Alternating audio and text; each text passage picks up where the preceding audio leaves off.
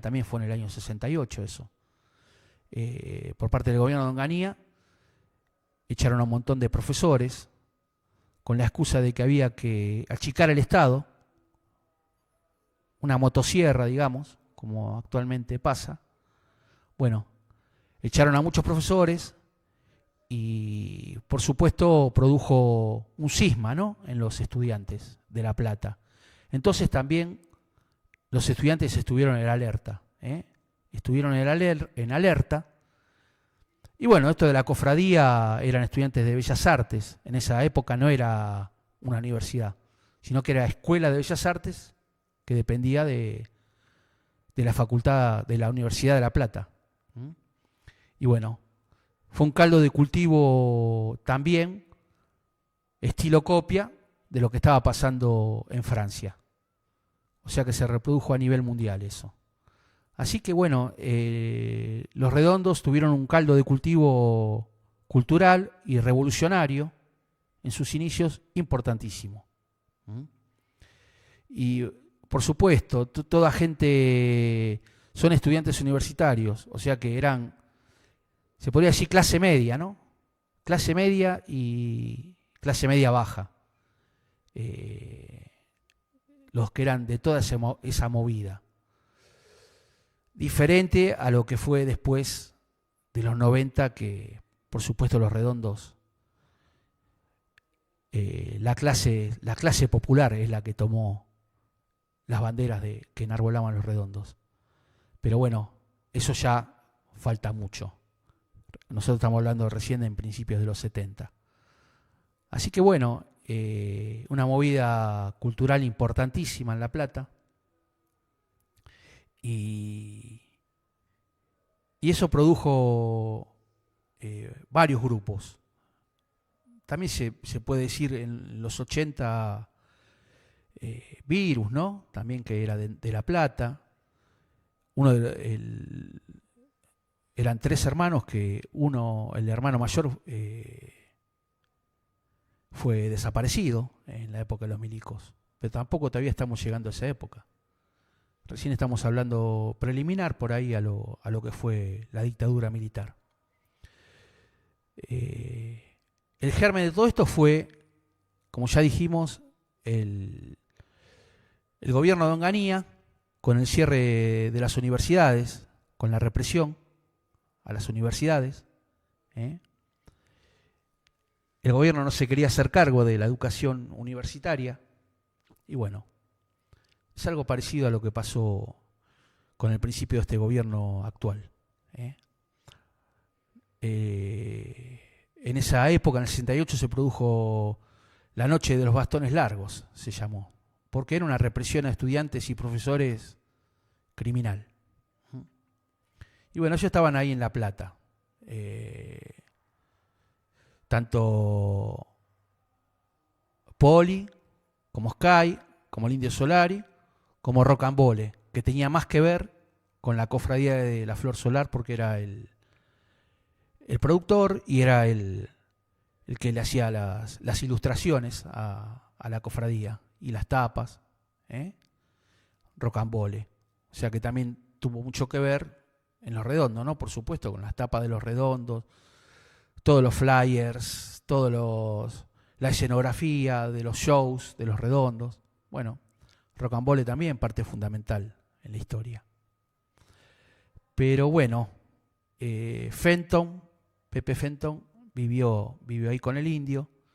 Y bueno, ahí tenía unos cuadernos de las letras del Indio que vivían con él. Él era un músico, fue el primer bajista de los Redondos.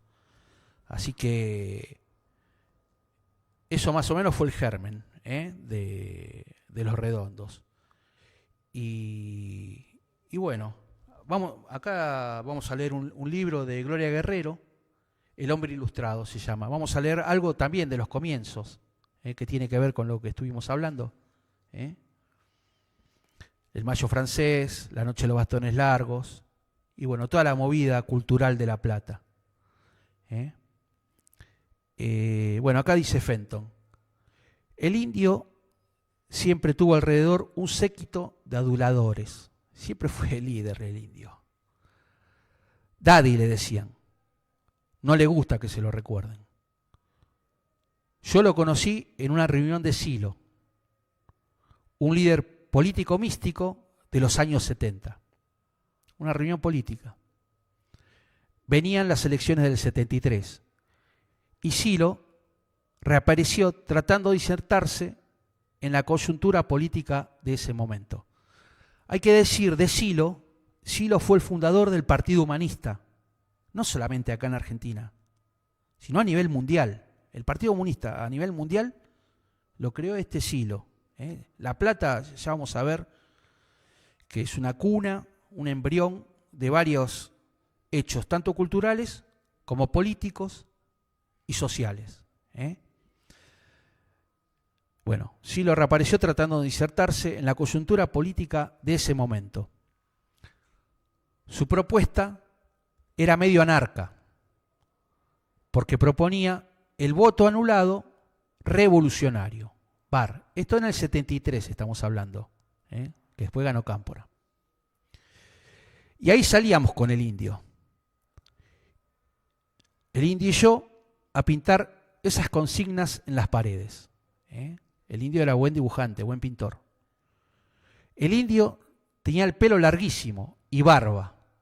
Y decía, yo no vengo acá para identificarme con un signo masónico.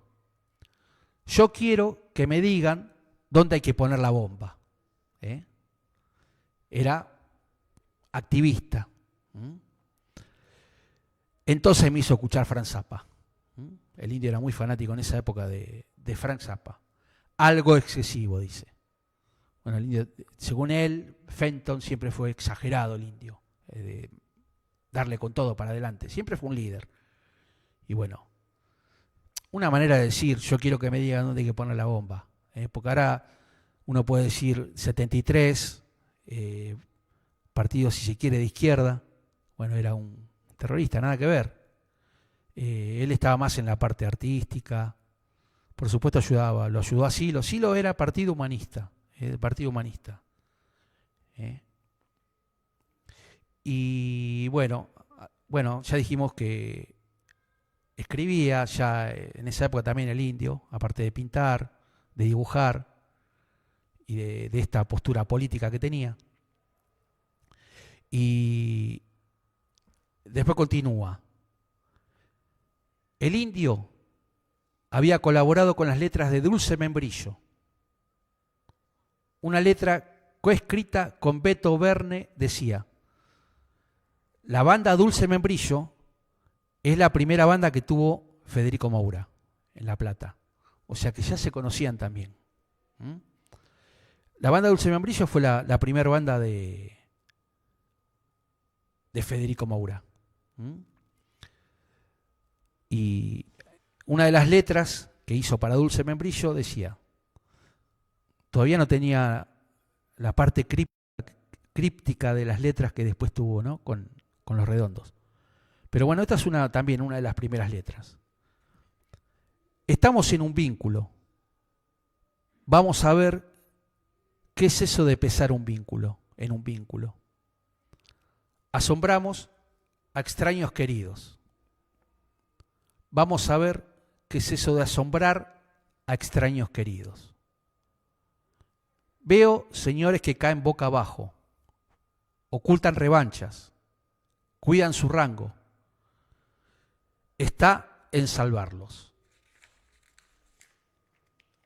Y doy vueltas, y doy vueltas, y doy vueltas sin parar. Iluminemos nuestras rutas.